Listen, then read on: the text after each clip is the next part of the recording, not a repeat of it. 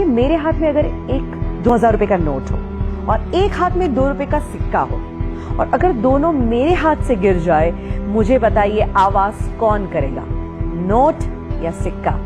Of course सिक्का। चिल्लर ही आवाज किया करते हैं। जब वैल्यू बढ़ जाती है तो ऐसी आवाजें नहीं होती। दैट मीन्स आप कनेक्ट कर सकते हैं अपनी लाइफ में। जो लोग आपको बार बार नेगेटिव बोलते हैं, कोसते हैं, समझ लीजिएगा वो चिल्लर है।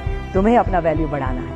क्रिकेट का खेल चल रहा हो, प्लेयर्स खेल रहे हैं और ऑडियंस चीयर अप कर रही है, चिल्ला रही है, शायद कई बार ताने भी मारती है, सुनाती भी है, आवाज तो करती ही रहती है। कोई भी खेल में आवाज कौन करता है? प्लेयर्स आवाज करते हैं कि ऑडियंस आवाज करती है?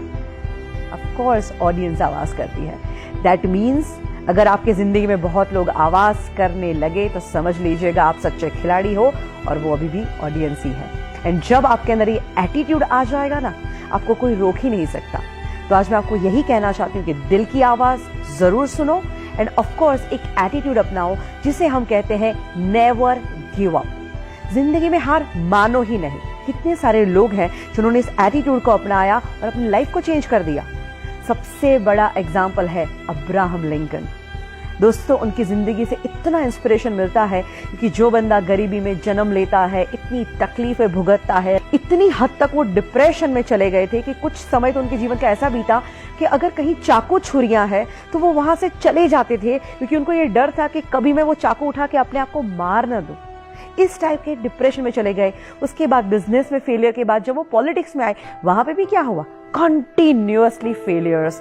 बट फिर भी बंदे ने हार नहीं मानी, प्रयत्न करता गया और एक दिन आता है जब वो अमेरिका के प्रेसिडेंट बनते हैं, और ऐसे प्रेसिडेंट जो आज भी लोगों को इन्फ्लुएंस कर रहे हैं। He was the most influencing president ever in USA. He never give up. तो आप क्यों गिव अप करते हैं? हमारे ex president doctor APJ Abdul Kalam, उनकी जिंदगी में से भी बहुत कुछ सीखने जैसी बातें हैं।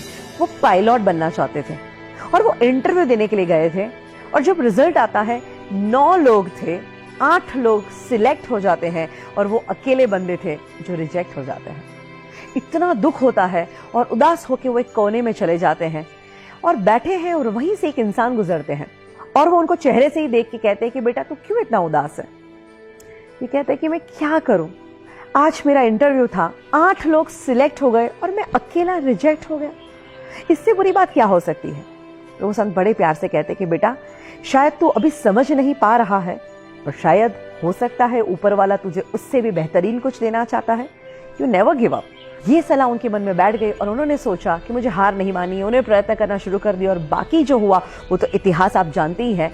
बड़ी घटना घटी जब उन्होंने as a president supersonic plane में ट्रैवल किया, और जब वो लैंड करते हैं वहां पे ढेर सारे पायलट थे जो उनको सैल्यूट कर रहे थे, उनको सलामी दे रहे थे, उनके पद को जो रिस्पेक्ट देते हैं। और सारे पायलट जब उनको सैल्यूट करते हैं तब उन्हें याद आता है कि अगर उस दिन मैं पायलट बन गया होता तो शायद आज का दिन मुझे नहीं मिलता।